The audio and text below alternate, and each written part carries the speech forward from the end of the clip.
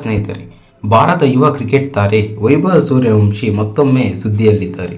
ಆದರೆ ಈ ಬಾರಿ ಅವರು ಬ್ಯಾಟಿಂಗ್ನಿಂದಲ್ಲ, ಬದಲಿಗೆ ಶ್ರೀಲಂಕಾ ಆಟಗಾರರ ಜೊತೆ ನಡೆದಿದ್ದ ಬಿಸಿ ವಾಗ್ವಾದ ಮತ್ತು ತಳ್ಳಾಟದ ಕಾರಣದಿಂದ. ಹಾಗಾದರೆ ನಿಜವಾಗಿ ಏನಾಯಿತು? ಅಂಪೈರ್ಗಳ ನಿರ್ಧಾರಗಳೇ ಈ ವಿವಾದಕ್ಕೆ ಕಾರಣವಾ? ಅಥವಾ ಪಂದ್ಯ ಮುಗಿದ ನಂತರ ಯಾರಾದರೂ ವೈಭವ್ ಅವರನ್ನು ಪ್ರಚೋದಿಸಿದ್ದಾರಾ? ಇಂದಿನ ವಿಡಿಯೋದಲ್ಲಿ ನಾವು ಡೀಟೇಲ್ ಆಗಿ ಮಾತಾಡೋಣ.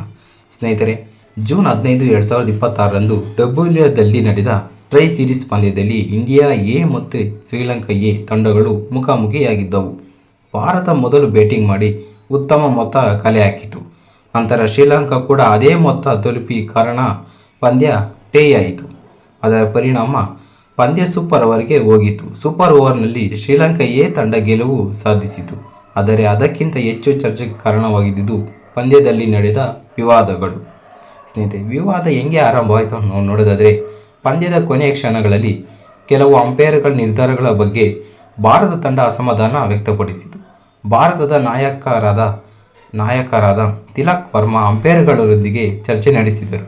ಪರಿಸ್ಥಿತಿ ಉದ್ವಿಗ್ನವಾಗುವಂತೆ ಯುವ ಆಟಗಾರ ವೈಭವ್ ಸೂರ್ಯವಂಶಿ ಮಧ್ಯೆ ಬಂದು ಪರಿಸ್ಥಿತಿಯನ್ನು ಸಮಾಧಾನಪಡಿಸಲು ಪ್ರಯತ್ನಿಸಿದರು. ಆದರೆ ಅಲ್ಲಿಂದಲೇ ಉದ್ವಿಗ್ನತೆ ಮತ್ತಷ್ಟು ಹೆಚ್ಚಳವಾಯಿತು. ಸೂಪರ್ ಓವರ್ ನಂತರ ಏನಾಯಿತು? ಸೂಪರ್ ಓವರ್ನಲ್ಲಿ ಭಾರತ ಸೋತ ಬಳಿಕ ಎರಡೂ ತಂಡಗಳ ಆಟಗಾರರು ಮೈದಾನ ತೊರೆಯುತ್ತಿದ್ದರು. ಆ ಸಮಯದಲ್ಲಿ ಶ್ರೀಲಂಕಾದ ತಂಡದ ಕೆಲ ಆಟಗಾರರು ಭಾರತ ಆಟಗಾರರಿಗೆ ಏನು ಮಾತುಗಳನ್ನಾಡಿದರು ಎನ್ನಲಾಗಿದೆ. ಕೆಲ ವರದಿಗಳ ಪ್ರಕಾರ ಇದು IPL ಅಲ್ಲ ಎಂಬ ರೀತಿಯ ಪ್ರಚೋದನಕಾರಿ ಮಾತುಗಳು ಕೇಳಿಬಂದವು ಎಂದು ಹೇಳಲಾಗಿದೆ. ಇದರಿಂದ ವೈಭವ್ ಸೂರ್ಯವಂಶಿ ಕೋಪಗೊಂಡರು. ಅವ್ರಿಗೆ ಹೇಳ್ತಾ ಮೋಸ್ಟ್ಲಿ ಇಂಡೈರೆಕ್ಟಾಗಿ ಹೇಳಿರ್ಬೇಕು, ಇದು IPL ಅಲ್ಲ ಅಂತ ಹೇಳಿದಾಗ ಮೋಸ್ಟ್ಲಿ ಕೋಪ ಬಂದಿರ್ಬೋದು. ನಂತರ ಏನು ನಡೀತಿದ್ದಂದರೆ, ಮಾತಿನ ಚಕಮಕಿಯಾಗಿ ನಿಧಾನವಾಗಿ ತೀವ್ರ ಸ್ವರೂಪ ಪಡೆದುಕೊಂಡಿತ್ತು. ವೈಭವ್ ಮತ್ತು ಶ್ರೀಲಂಕಾ ವಿಷನ್ ಅಲಬಂಗೆ ನಡುವೆ ವಾಗ್ವಾದ ನಡೆಯಿತು. ವಿಡಿಯೋಗಳಲ್ಲಿ ಇಬ್ಬರು ಆಟಗಾರರು ಒಬ್ಬರಂತೆ ಒಬ್ಬರು ಬರುತ್ತಿರುವುದು ಹಾಗೂ ತಳ್ಳಾಟದಂತೆ ಘಟನೆ ಕಂಡುಬಂದಿದೆ. ಪರಿಸ್ಥಿತಿ ಕೈಮೀರುವ ಮುನ್ನೆ ಹಿರಿಯ ಆಟಗಾರ ಮಧ್ಯೆ ಬಂದು ಜಗಳವನ್ನು ತಾಡಿದರು. ಸಾಮಾಜಿಕ ಜಾಲತಾಣದಲ್ಲಿ ಸದ್ದು ಏನೇನು ಮಾಡ್ತಾಯಿದೆ ಅಂದರೆ, ಘಟನೆ ಈ ವಿಡಿಯೋ ಕೇವಲ ಗಂಟೆಗಳಲ್ಲಿ ವೈರಲ್ ಆಗೈತೆ. ಕೆಲ ಅಭಿಮಾನಿಗಳು ವೈಭವ್ ಪರವಾಗಿ ಮಾತನಾಡಿದರೆ, ಇನ್ನು ಕೆಲವರು ಯುವ ಆಟಗಾರನಾಗಿ ತಾಳ್ಮೆ ಕಾಪಾಡಿಕೊಳ್ಳಬೇಕೆಂದು ಅಭಿಪ್ರಾಯ ಸಮೇತ ಪಟ್ಟರೆ.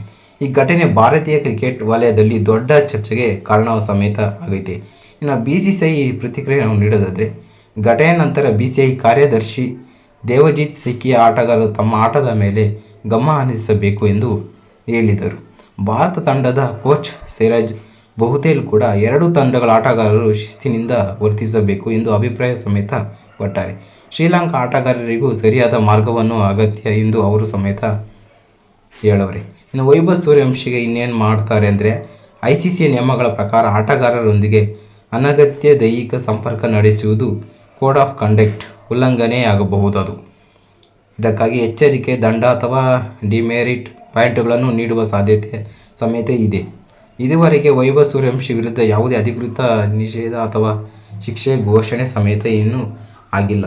ನಿನ್ನ ಅಂಪೈರ್ಗಳ ಡಿಸಿಷನ್ನೇ ಸ್ವಲ್ಪ ಅವರು ಆಪೋಸಿಟಾಗಿ ಓಡಾಡ್ತವ್ರೆ ಅಂತ ಹೇಳ್ಬಿಟ್ಟು 5 ಮಾರ್ಕ್ಸು ಕಮ್ಮಿ ಮಾಡ್ಕೊಂಡು ಹೋಗವ್ರೆ.